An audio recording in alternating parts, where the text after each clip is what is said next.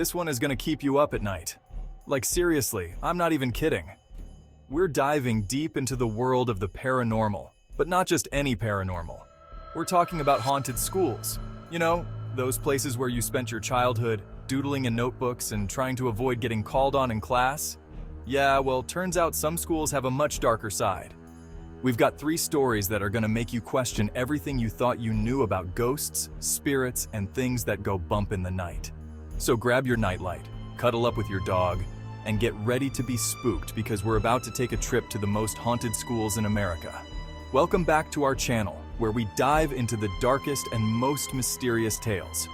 Today we have 3 spine-chilling stories set in the most unexpected place: schools. These stories might make you think twice about staying late after class. So, dim the lights, grab a blanket, and let's get into it.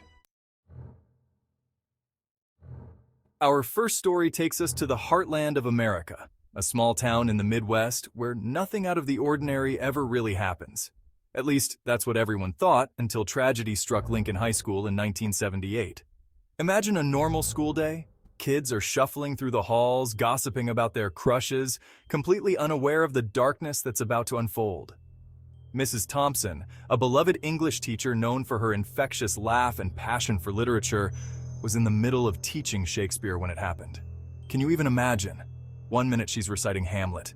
The next minute, she collapses right there in front of her students. A massive heart attack, they said. Just like that, she was gone. The school was devastated. The students were heartbroken, and room 204, Mrs. Thompson's classroom, was closed off. It felt wrong to hold classes in a place where such a tragedy had occurred. But it wasn't long before whispers of strange occurrences started to circulate around the school. Students claimed they could hear the faint sound of Mrs. Thompson's voice echoing from the empty classroom. Others swore they saw the ghostly flicker of a figure resembling her, sitting at her desk, grading papers as if nothing had changed. Then came the truly terrifying reports. Books would fly off the shelves with unnatural force. Chalk would screech across the chalkboard, writing out messages in Mrs. Thompson's handwriting. It was as if her spirit was trapped, unable to move on, and determined to make its presence known. One story, in particular, sent chills down everyone's spines. A group of students decided to stay late for a study session in the library, which just happened to be right next to room 204. As they were studying, the lights began to flicker. It was a stormy night, so they figured it was just the weather. But then they heard it. A soft, almost inaudible whisper coming from behind the locked door of room 204. "Class dismissed," the voice seemed to say, followed by an ear-splitting bang as if something heavy had slammed against the door. The students were petrified. They huddled together, too terrified to move, until finally, the janitor heard their cries and came to investigate. When they told him what they had heard, the janitor, a grizzled old man who had seen more than his fair share of Lincoln High's history, just shook his head and said, "That's Mrs. Thompson. She's just making sure you kids are doing your homework." From that day forward, room 204 remained locked, untouched, and undeniably haunted. Some say Mrs. Thompson's spirit still wanders the halls of Lincoln High, a spectral guardian watching over her students, forever linked to the school she loved. Our next story takes us to the East Coast, to an aging high school shrouded in a chilling mystery.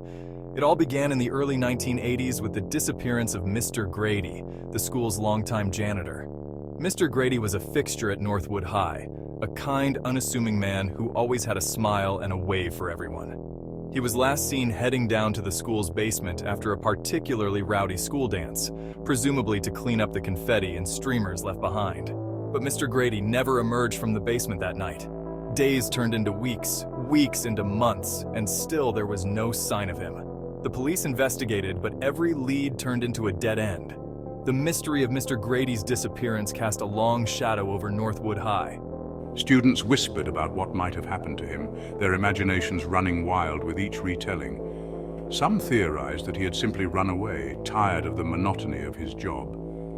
Others weren't so sure, convinced that something more sinister had befallen the kindly janitor. Years passed, and the memory of Mr. Grady began to fade, but the strange occurrences at Northwood High were just beginning. Late at night, when the halls were empty, and the only sound was the hum of the fluorescent lights, staff members started to report hearing strange noises. The distinct squeak of a janitor's cart echoing through the deserted corridors, the clatter of a mop bucket, and most unsettling of all, the faint sound of whistling. It was a tune that everyone recognized, Mr. Grady's favorite melody, one he would often hum to himself as he worked. One evening, I stayed late to grade papers in the teacher's lounge. As I sat there, lost in my work, I heard it. The unmistakable sound of a mop sloshing back and forth, accompanied by the soft, ghostly strains of Mr. Grady's whistling. I froze, my heart pounding in my chest. I slowly peeked my head out of the lounge door and into the darkened hallway. And there at the far end of the corridor, I saw it. A shadowy figure pushing a janitor's cart, the silhouette unmistakable. It was Mr. Grady. I watched in disbelief as the figure paused, turned its head, and seemed to look directly at me. For a moment, our eyes met, or at least that's what it felt like to me. Then, as quickly as it had appeared, the figure vanished into thin air, leaving me trembling in the dimly lit hallway. The janitor's closet, the last place Mr. Grady was seen, remained locked. Some say it's out of respect, others out of fear. The legend of the phantom janitor spread throughout Northwood High, a chilling reminder that some mysteries are never truly solved. Chapter 3. The Playground Spirits. Our final story takes us to a place that should be filled with joy and laughter, a symbol of childhood innocence, an elementary school playground. But at Sunnyside Elementary, the playground holds a dark secret, a tragedy that left an indelible mark on the school and its surrounding community. It was a bright, sunny afternoon in the late 1990s when the unthinkable happened. A school bus filled with children returning from a field trip was involved in a horrific accident. The news spread through the town like wildfire, casting a pall over what was once a carefree community. The playground at Sunnyside Elementary, once a symphony of children's laughter and joyous screams, fell silent. The swings hung motionless, the slide stood empty, and the monkey bars stood as cold metal reminders of the tragedy that had unfolded. But as time passed and the community struggled to heal, something unusual began to occur at Sunnyside Elementary. It started with whispers among the children, tales of strange sightings on the playground. They spoke of seeing other children playing on the swings after school hours, their laughter echoing eerily in the empty playground. Teachers dismissed it as children's overactive imaginations, but the reports continued. Swings would begin to sway as if pushed by an invisible hand. The merry-go-round would creak and groan in the stillness of the night, and soft, childlike giggles would drift on the breeze. One afternoon, my daughter Emily came home from school with a strange story. Her eyes were wide with wonder and a hint of fear as she told me about a new friend she had made at recess. She described the girl in detail, her long dark hair, her bright smile, and the way she laughed. My heart sank as I realized Emily's description matched that of one of the children who had tragically lost their lives in the bus accident. When I contacted the school, the teachers assured me that no new students had been enrolled in Emily's class. Despite the school's attempts to rationalize the strange events, the stories persisted.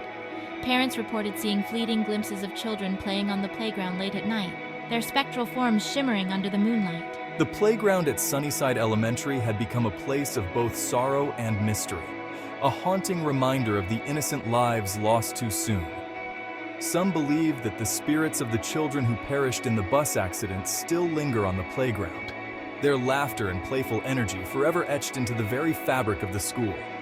Whether these are simply stories told to cope with unimaginable loss, or genuine encounters with the supernatural, one thing is certain. The playground at Sunnyside Elementary remains a place where the line between reality and the ethereal is blurred. Oh my God, you guys, I am so creeped out right now. Like, I knew schools could be haunted, but this is next level. It's like all those times I skipped class and hid in the bathroom, I should have been worried about ghosts instead of getting caught.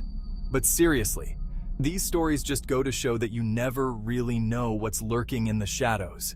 Whether you believe in ghosts or not, there's no denying that some places just have a creepy vibe. So the next time you're walking past your old school at night, just remember, you might not be alone. Anyway, I hope you guys enjoyed this spooky little trip down memory lane. Don't forget to give this video a big thumbs up if you're brave enough, and subscribe for more creepy content. And as always, stay spooky. And there you have it, 3 terrifying tales from the halls of our schools. Whether you believe in ghosts or not, these stories remind us that some places hold memories that refuse to fade away. If you enjoyed this video, give it a thumbs up, and don't forget to subscribe for more spine-chilling stories. And remember, the next time you hear a strange noise in an empty school, you might not be as alone as you think.